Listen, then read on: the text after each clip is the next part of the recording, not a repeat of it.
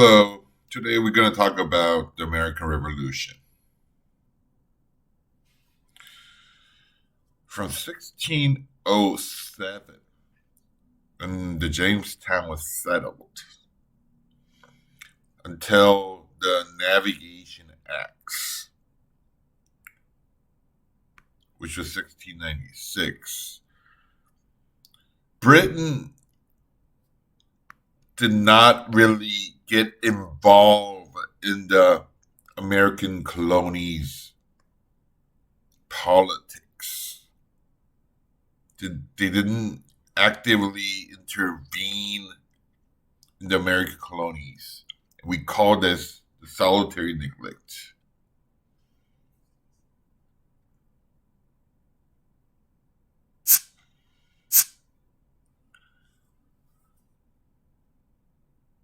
Then, what made Britain intervene in American colonies?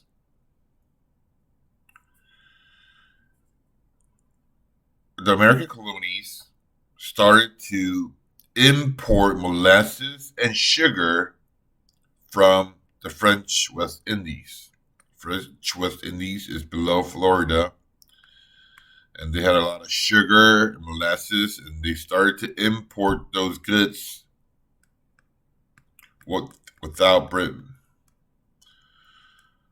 So Britain should feel jealous and left out, and they started to impose taxes on trades that they are not involved in. So if the American colonies, if they want to import sugar or molasses, they need to pay tax to Britain. That was the 1733 Molasses Act. And the British officials, they started to investigate American ships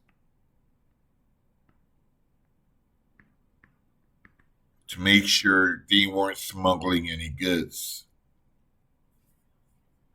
Searching American ships without a warrant was called the writ of assistance.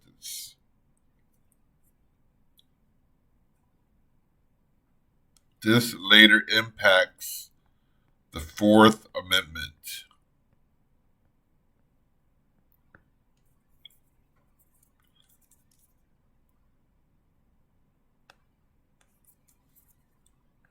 Of the U.S. Constitution, which says that you must have a warrant in order to search someone.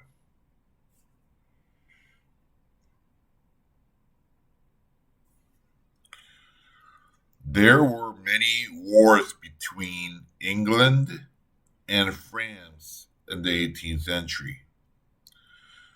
The wars were happening in Europe, but at the same time in the New World, where they had New France and the British colonies.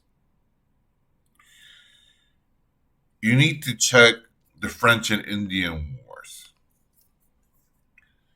This is not the war between France and Indians. It was a war between France and Indian versus Britain and American colonies.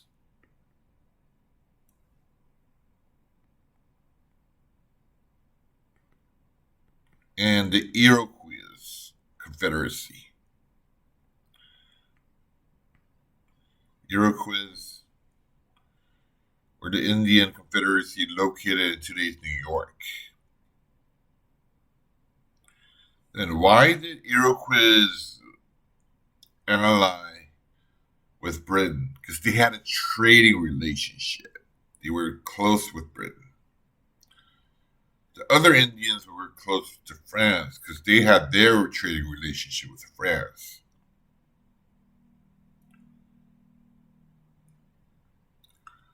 So the French and Indian War started in 1754 in America when New France headed south in the Ohio River Valley.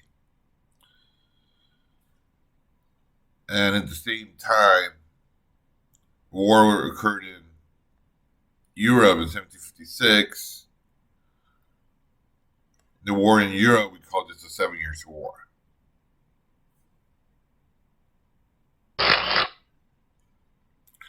As soon as the French and Indian War occurred, Benjamin Franklin created an intercolonial government and asked the colonies to unite. Instead of having 13 separate colonies, let's just have one government in one country. So it says join or die. Individual colonies thought about this proposal, but they eventually rejected it. Why?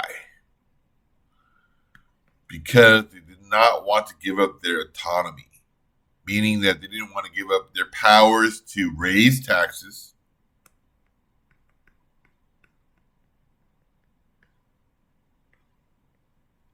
and get troops. They didn't want to give up their troops. Even though this was rejected, it set a precedent for the Continental Congress.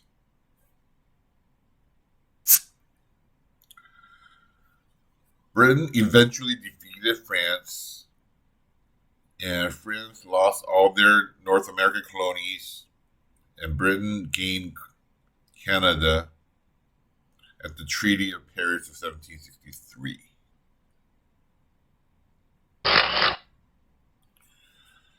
So France, they were at this area at Quebec. They moved to the Great Plains, and these areas were seceded to Britain.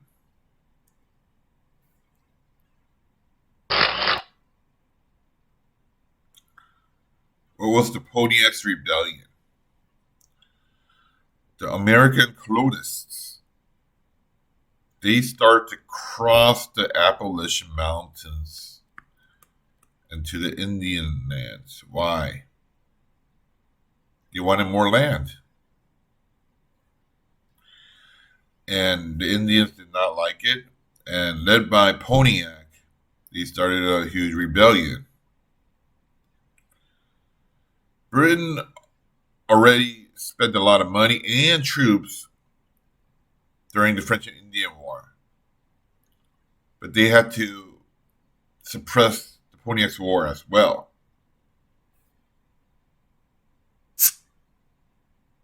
Pontiac's War was caused by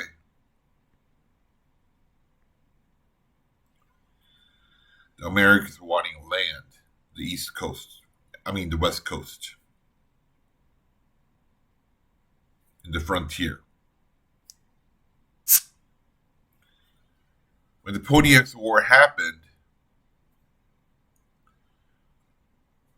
the Pennsylvania government did not protect the citizens. When the Indians invaded Pennsylvania and killed many people there, the government did not protect them. So upset people, young people, they led a march in Pennsylvania. This was called the March of the Paxton Boys.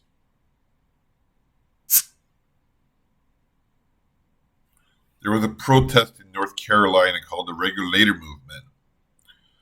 This was a lot like the Bacon's Rebellion, where poor Western farmers uprised against the wealthy planters in the East. They had complaints about taxes.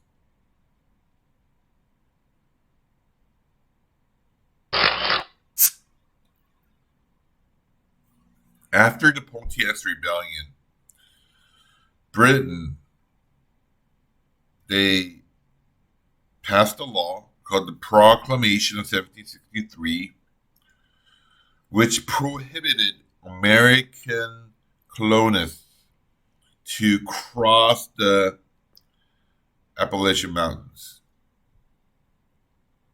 They already spent a lot of money in the French and Indian War and the Pony X Rebellion, so they didn't want any more trouble between the Indians and the colonists. So they started to regulate the American colonists from crossing the Appalachian Mountains. This led to the end of solitary neglect. This started more intervention of the British in the American colonies.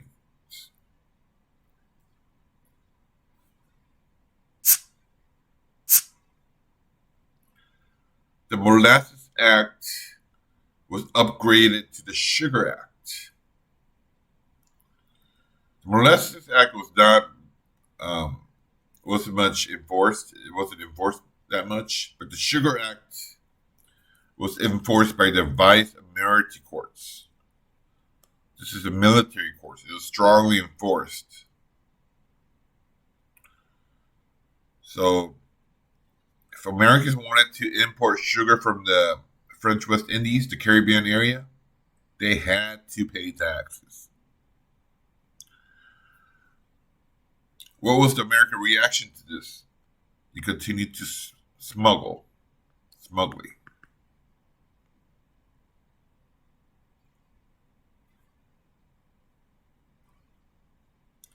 The Currency Act.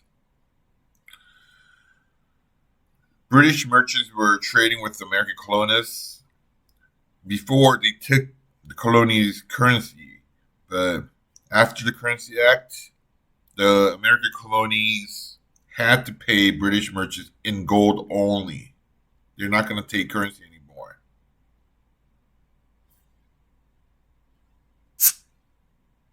The Stamp Act of 1763.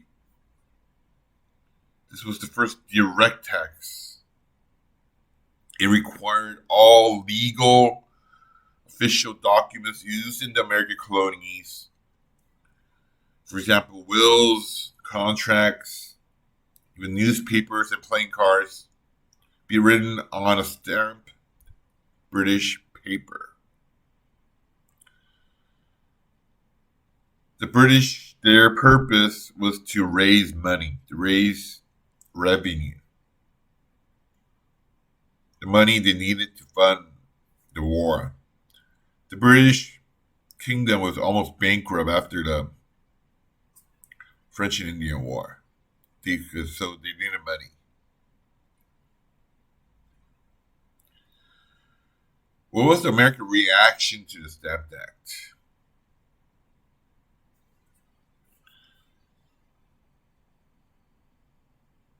They organized the Stamp Act Congress and said, no taxation without representation.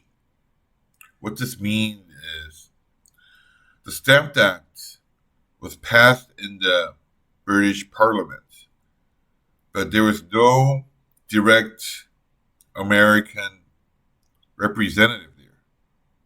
For example, there's no Massachusetts representative in the Parliament. There's no Virginia representative in the Parliament. So what they're saying is they can't tax without representation. They wanted actual representation.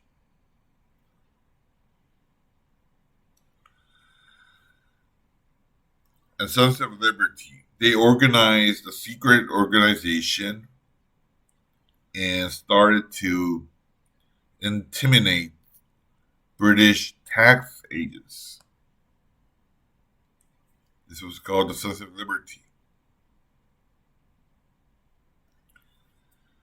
And this was the biggest deal, the boycott. Britain was selling a lot of manufacturing goods to America, and it was a huge part of their economy. The Americans started to boycott that meaning that they're no longer gonna buy British goods. This had a huge impact in the British economy. This is a picture of the Sons of Liberty and beating up a British tax agent.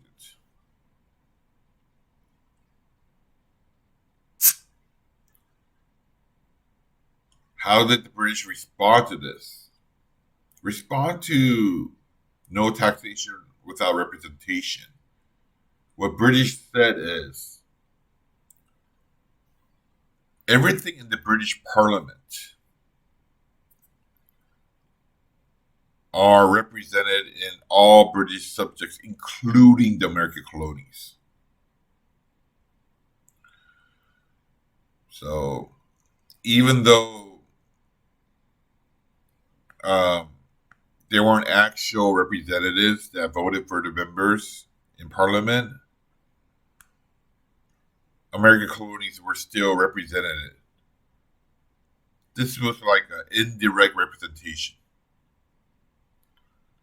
So even though there's no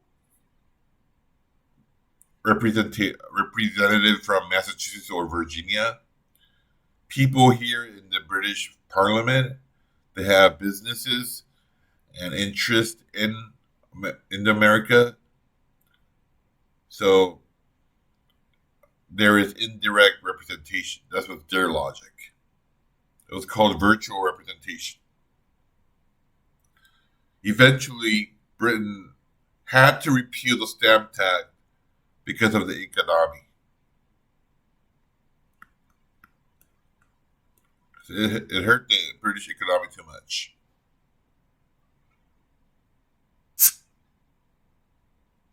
Declaratory Act, 1766.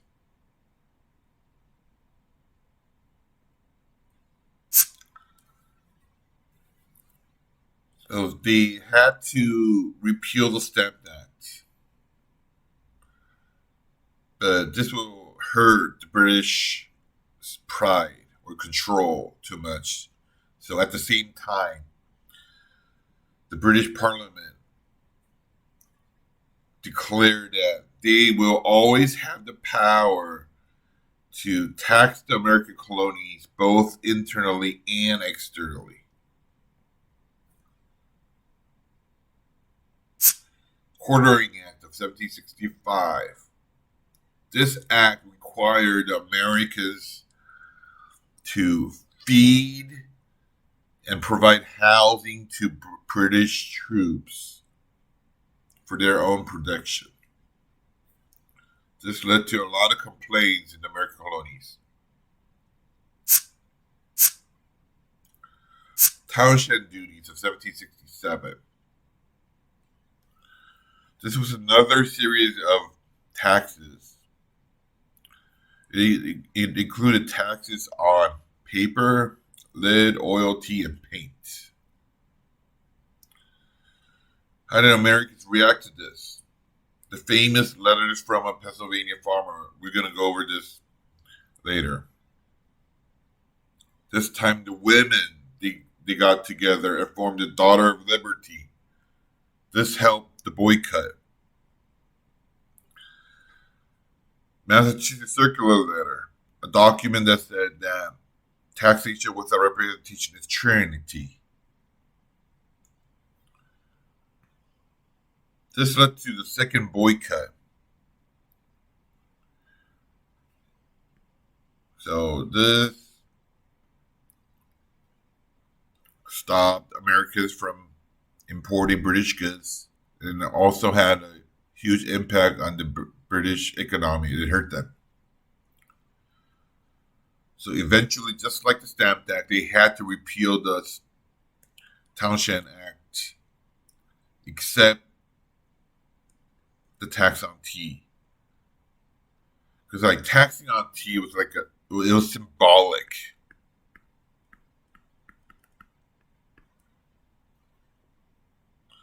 It was a symbol of British Parliament's rights to tax the colonies.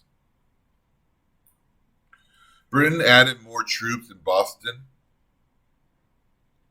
and this led to a conflict between British troops and Boston citizens, and the Boston Massacre happens in 1770. This picture shows the British redcoats killing Boston citizens. It's called the Boston Massacre. Committee of Correspondence. It was a communication institution. This helped 13 American colonies to communicate with each other. The Gaspee Incident of 1772. A British Royal Navy ship called Gaspee was chasing an American merchant ship that was believed to be smuggling goods. The Americans responded by putting the Gaspee on fire. So after this incident, the British tried to get more control over the American colonies. They began to directly pay the government salary. Before, the Americans paid it. Now, Britain is going to directly pay the government salary, meaning that they're going to have more political control. This picture is the Gaspee Incident. The Tea Act of 1773. The British East Indian Company, a joint stock company, was suffering. They were near to go to bankrupt. So the British Kingdom wanted to help this company by letting them directly sell tea to the American people. Before, it was the British company. They sold it to the colonist merchants. The colonist merchants will sell it to the colonist people, the American people.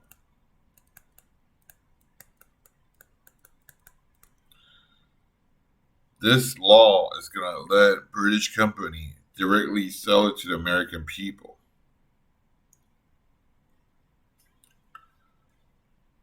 And it led to huge complaints to the American merchants. They said that there's a huge conspiracy going on. And this eventually led to the Boston Tea Party. The American merchants, they disguised themselves into Indians. And they intercepted the tea that was coming from the British company. They threw the tea in the sea. This was the famous Boston Tea Party.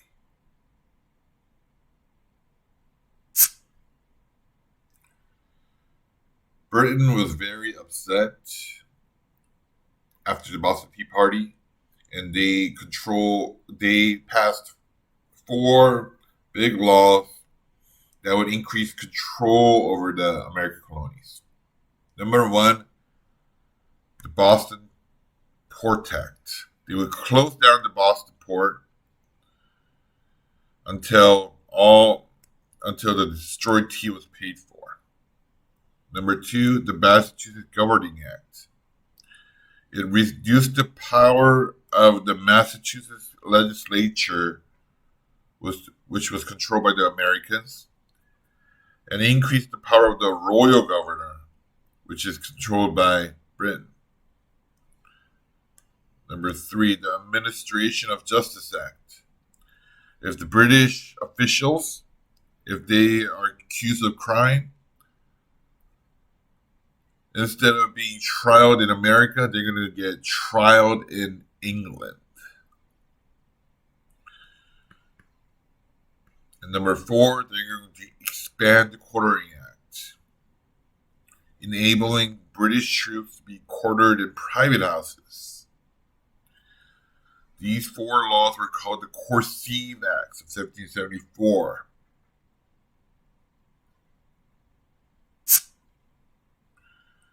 There was the Quebec Act of 1774. This removed the Quebec's border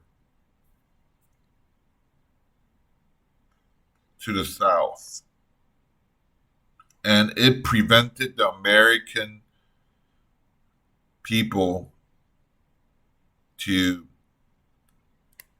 go to the west. It worked just like the Proclamation of 1763. Basically, this was having British more control over the Americans. So the 4 Corsive Acts plus the Quebec Act, we call it the Intolerable Act. Some books it says the Corsive Acts are equivalent to Intolerable Acts, but to be more accurate, you gotta add the Quebec Act, and then it'll be the Intolerable Acts. What was the letters from a farmers in Pennsylvania? This was the response to the Townshend Act. It was written by Pennsylvania lawyer John Dickinson. These letters was wrote to the English king.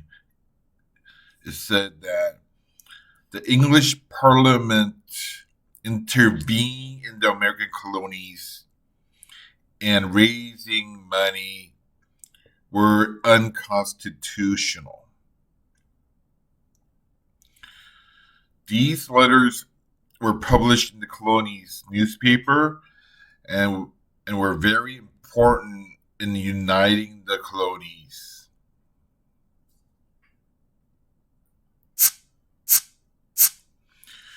What were some of the big philosophical ideas behind the revolution? No taxation without representation was the response to the Stamp Act. It said the English Parliament cannot tax without an actual representation. The Enlightenment movement. The Enlightenment emphasized the reason. It emphasized human over God. It meant that more emphasis are being focused on human instead of God. Theism. Theism said that God had created the world but allowed the nature to operate on its own. So more focus on human instead of God. Enlightenment and theism shows that humanism is spreading over God. That means that people could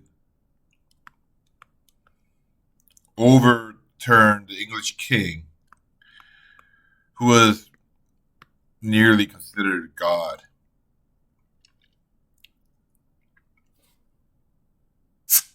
John Locke. John Locke said, every human being has a natural rights of life, liberty, and property. And if the government fails to protect these natural rights, citizens have an obligation to revolt. Rousseau's social contract.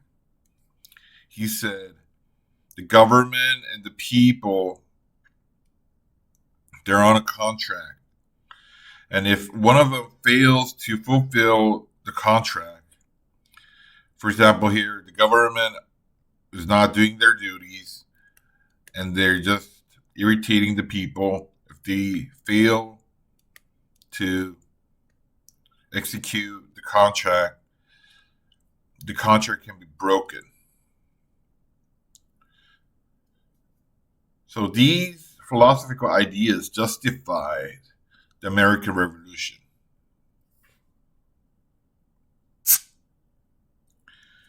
In response to the intolerable acts, the American colonists, they finally formed the first continental colony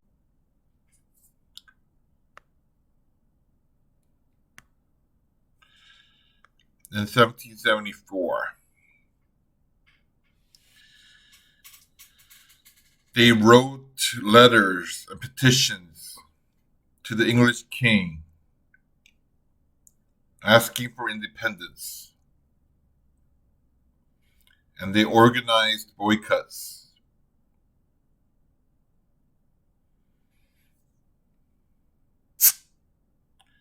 What happened at Lexington, Concord, Massachusetts?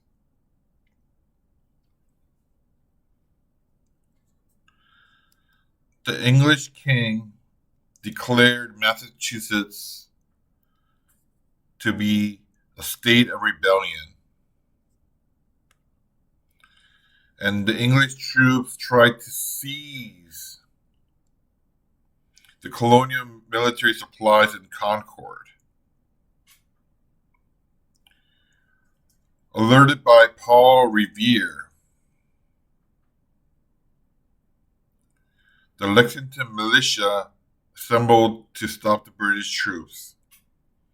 This is where the American Revolutionary War started. The shot heard around the world was a very famous phrase that represented the start of the American Revolutionary War.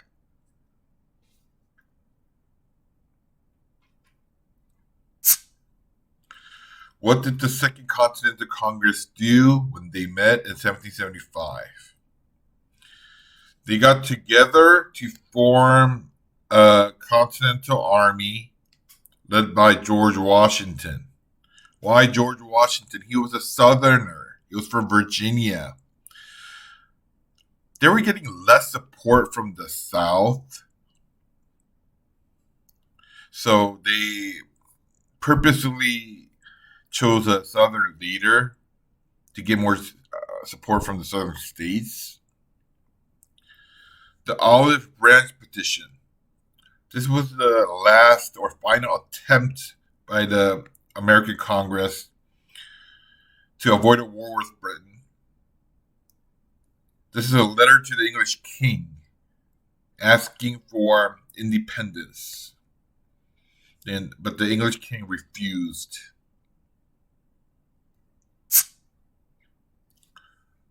Common Sense. It was a pamphlet written by Thomas Paine.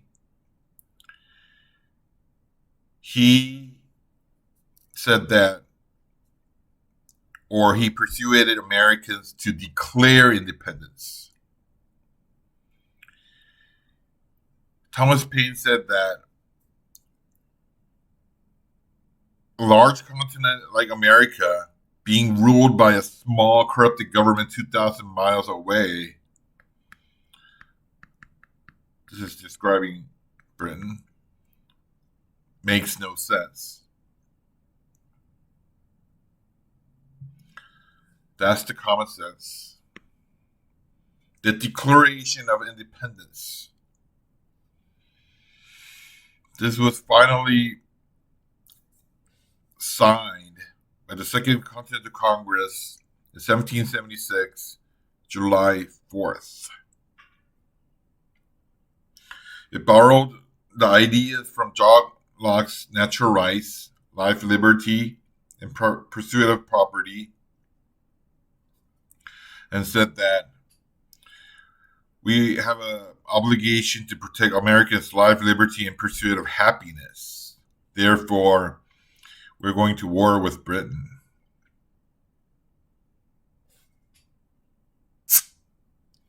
How were Americans divided by the Revolution? Not all Americans supported the Revolutionary War.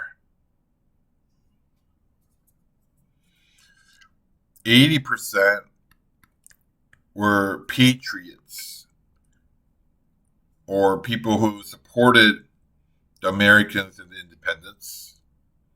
Mostly came from New England and Virginia.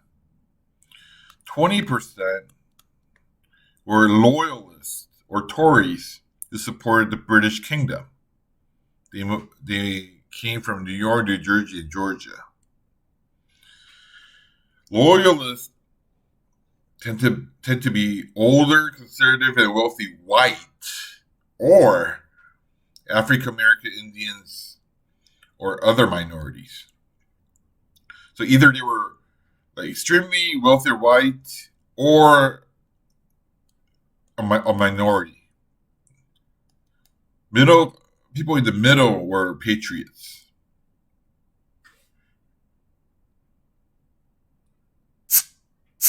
How did the militia differ from the Continental Army? There were two different types of army for the colonies. Militias were supported by the local government. The Continental Army was supported by the Continental Congress. Militia, the soldiers were part-time, less disciplined.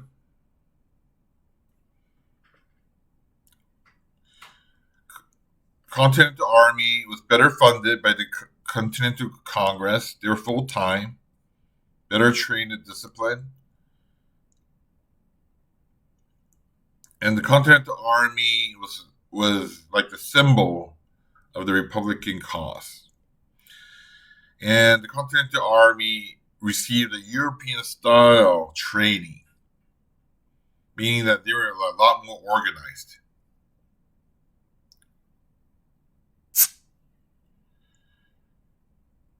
On the other hand, British, they had the largest, best trained, best equipped army and navy in the world.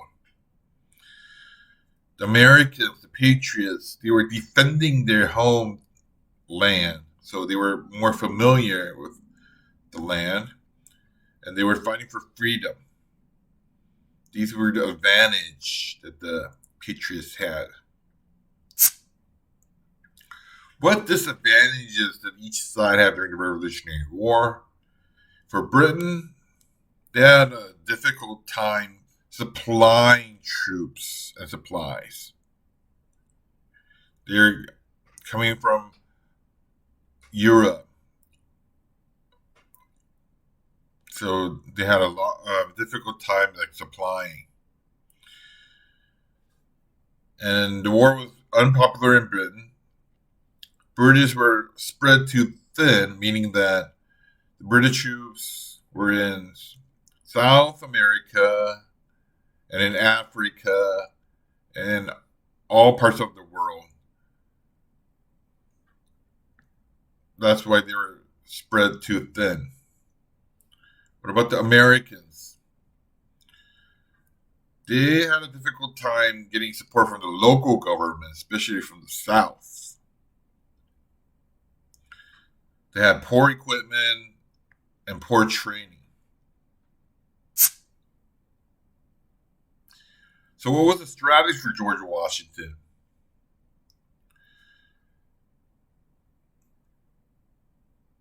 For George Washington, he only engaged the British when he had advantage. He tried to drag the war out. What about Britain? They wanted to end the war as soon as possible because of their supply problem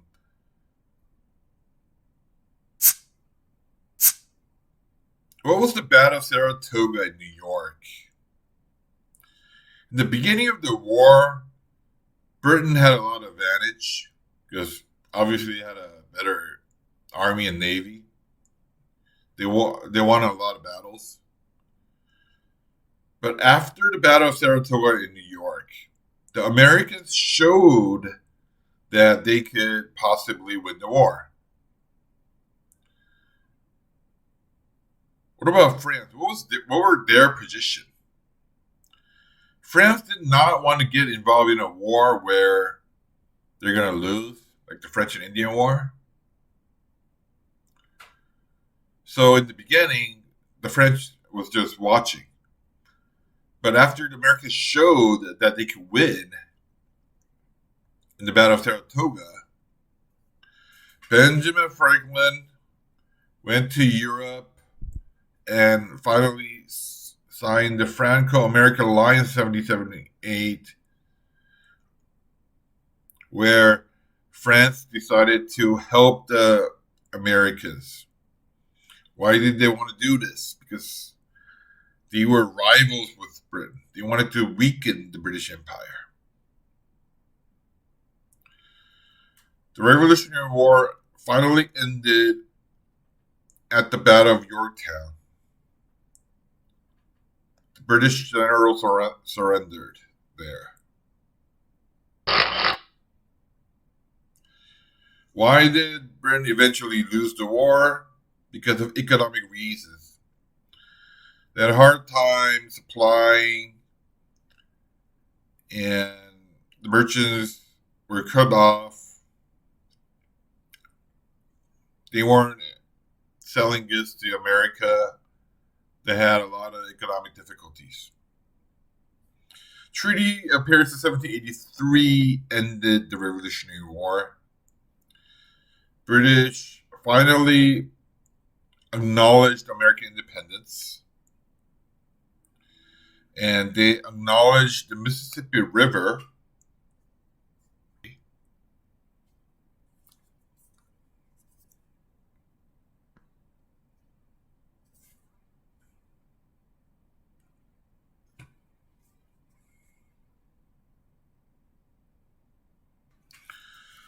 How were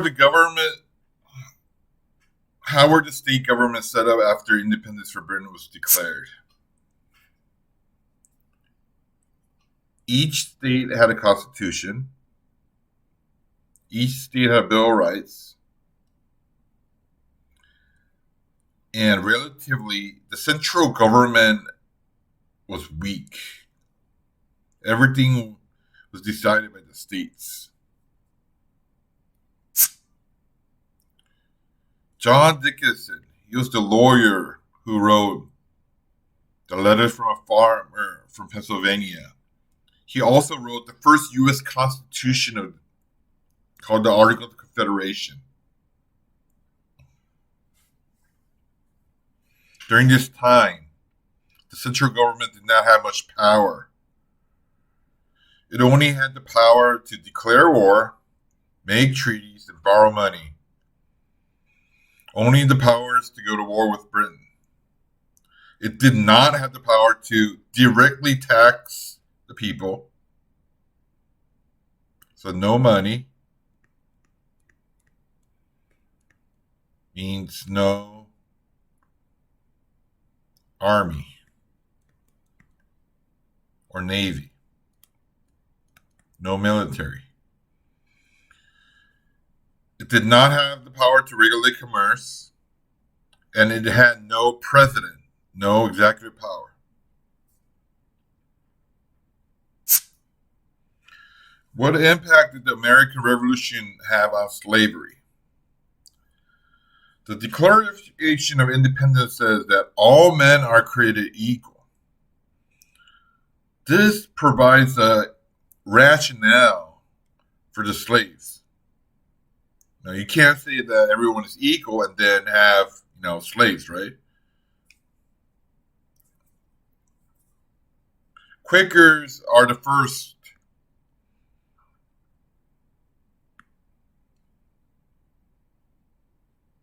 organization that was formed for anti-slavery.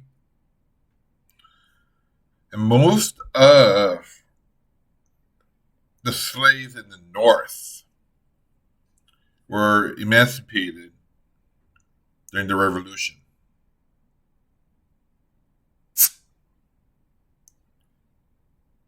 Dunmore's proclamation. Dunmore was the governor of Virginia. When the war occurred, he told the blacks that if they fought for Britain, freedom would be given to them. American leader George Washington did the same. So both sides, Americans and British, they tried to free blacks. Therefore, a lot of blacks were freed during the Revolutionary War.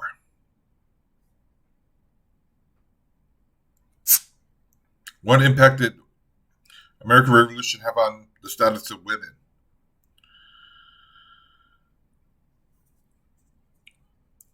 As the husbands were in the military, women had to take care of the farms and businesses.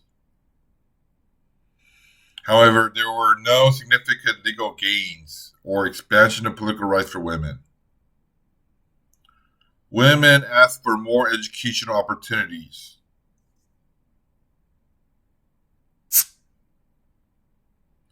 Abigail Adams,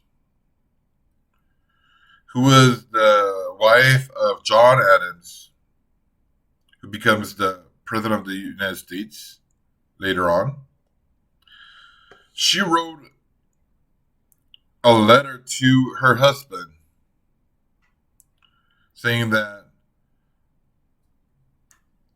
women, the ladies, they did a lot for the country during the Revolutionary War. So please do not forget and remember the ladies and improve their rights.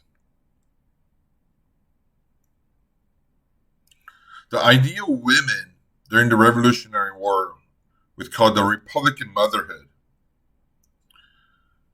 The ideal woman during this time was a woman who took care of their family and raised their children so their children could be patriots. So ideal women will be a mother who raised their children so that their children will become patriots.